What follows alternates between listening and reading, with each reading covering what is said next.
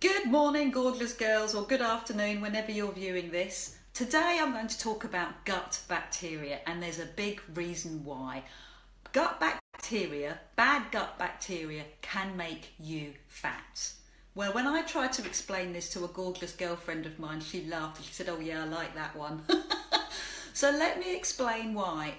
On the summer holidays, we were away for about 3 weeks and we managed to bring back with us a tummy bug. The whole family had the tummy bug. Let's just say the ferry home from Europe was a little bit sticky. Sorry for that. But that made me feel very uncomfortable afterwards. We all went off back to work, back to school. We all recovered really well. But did we? I still feel bloated, overweight, fat. Okay, well, everybody goes on holiday and expects to get fat or put on a few pounds, and the beach walk to the patisserie shop didn't really compensate for the patisseries. I get it, but I don't normally put on too much weight when I go on holiday because my habits are really balanced and I know what to do and I know how to treat myself with treats and get away with it. But the big difference is the stomach bug. It really affected us 8 weeks later, and let me explain why. What makes your gut poorly?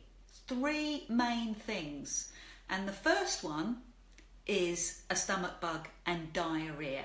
Sorry, had to say it. You strip your whole system of good and bad bacteria. Everything goes. So I'm on a course to try and make sure that I recreate that good bacteria. So I've completely cleared everything out. Sorry, too graphic, I'll move on. The other reason that you get bad bacteria is from antibiotics. Now, antibiotics that you take personally for a flu or something really grotty, and you need them, fair enough, but you also deplete your good bacteria. And not only antibiotics that you consume, but the antibiotics in the food system, in the food chain, that you don't even know about it, like your highly processed meat. They have been given antibiotics to make sure that they're healthy.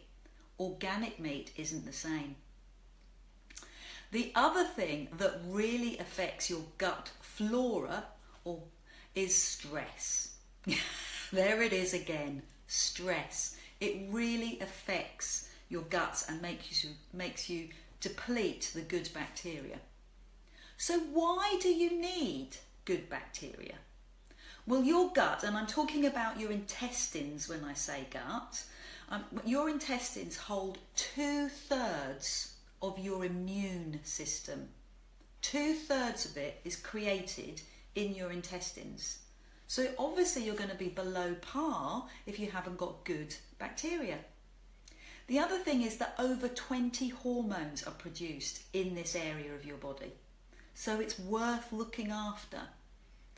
How would you know if you've got bad bacteria or you're lacking good bacteria? How would you know if the balance was out? Well, you'll fart a lot, or you might not fart at all. You will have digestive issues like bloating, like me. You may have heartburn, diarrhea, or you could have constipation, IBS. These are all symptoms that your bacteria is out of kilter. So how do you know from other symptoms? Well, you could have really bad breath.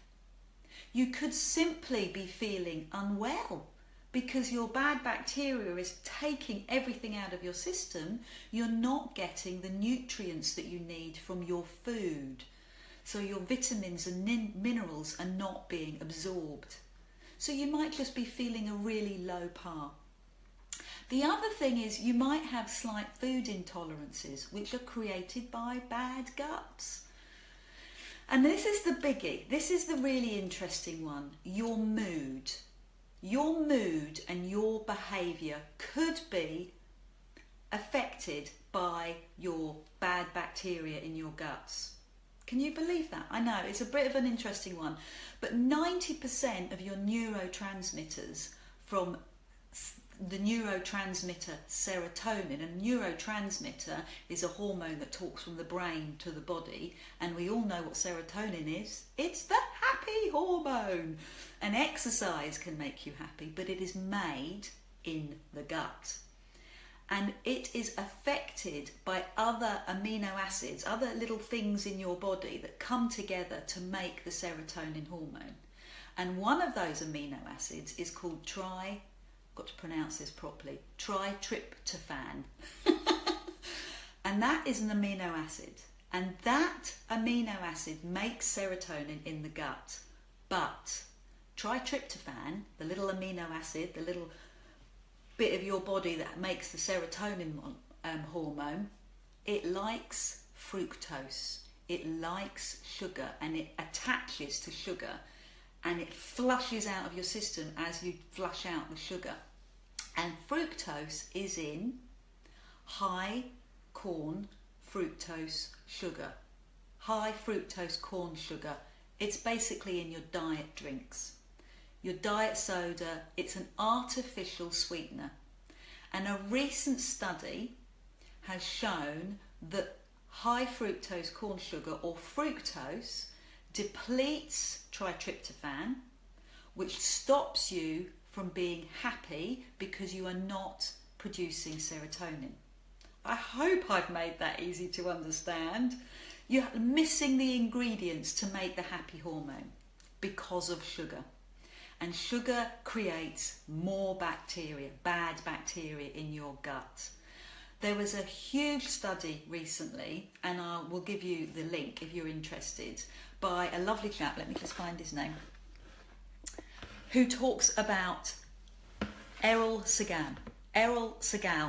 And he looked at mice and gave them this high fructose corn sugar, this artificial sweetener, and they produced diabetes. They were also very, very unhappy. Who wouldn't be? But anyway, so he also found that this link meant that glucose response, sugar response in your body has an effect on your mood. And when he looked at the glucose response in a big trial of people, he looked at what they were eating and considered how they were eating it.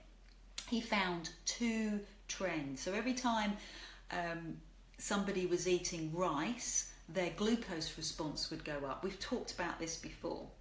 And he found two responses, two main trends. The more carbs you eat, your higher your glucose response, the higher your sugar response in your body.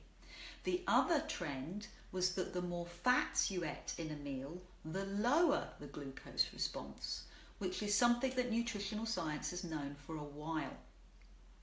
So this glucose response, this reaction to sugar in your meal, has an effect on different people. Like your best friend, your BFF, she can have an ice cream and she won't get fat. I can have an ice cream and I will get fat. Why is that? Because of our guts. Our gut bacteria reacts differently. My BFF, her health of her bacteria in her gut is fab. She's not stressed, she's happy, she doesn't drink Diet Coke, she's chilled. Her response to ice cream is fine. My response to ice cream is So what can I do about it? Fermented foods. You know this. You eat your sauerkraut. I'm trying kefir. I've just bought it off Amazon, and you can add it to your milk. So this is the tasty bit. This is the tasty bit that you can do to change your bacteria.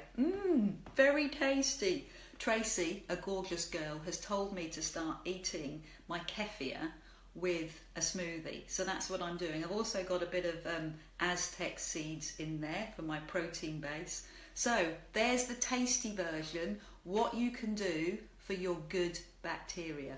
Does that sound good? Take care, and I'll speak to you soon. Bye.